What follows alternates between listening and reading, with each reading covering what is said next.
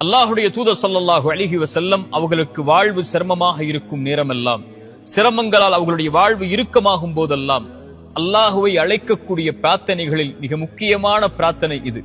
யா ஹய்யு யா கய்யூம், உயிருள்ளவனே நிலையானவனே, பிரஹ்மதிக அஸ்தகீது, உன் அருளை கொண்டு உன்னிடத்திலே உதவி தேடுகிறேன், உன் ரஹ்மத்தை கொண்டு உன்னிடத்திலே பாதுகாப்பை தேடுகிறேன் என்று அல்லாஹுடைய தூதர் ஸல்லல்லாஹு அலைஹி வஸல்லம் சொல்வார்கள்.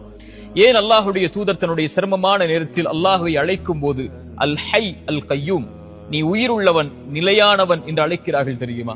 குர்ஆனில் அல்லாஹ் ரப்புல் ஆலமீன் அவனுடைய மகத்துவமிக்க வசனங்களாக பதியக்கூடிய வசனத்தில் ஒன்று ஆயத்துல் குர்சி, நாம் அறிந்தது.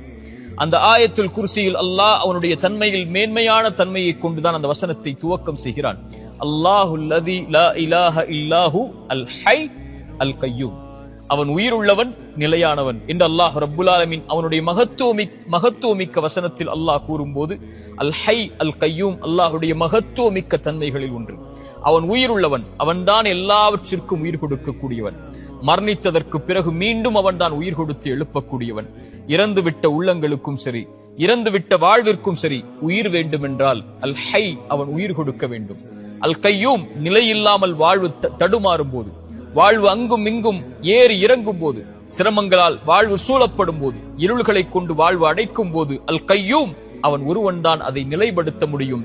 அதனால்தான் அல்லாஹுடைய தூதர் சொல்வார்கள், யா ஹய்யு யா கய்யூம், உயிருள்ளவனே நிலையானவனே, பிரஹ்மதிக அஸ்தகீது, உன் அருளை கொண்டு உன்னிடத்திலே உதவி தேடுகிறேன்.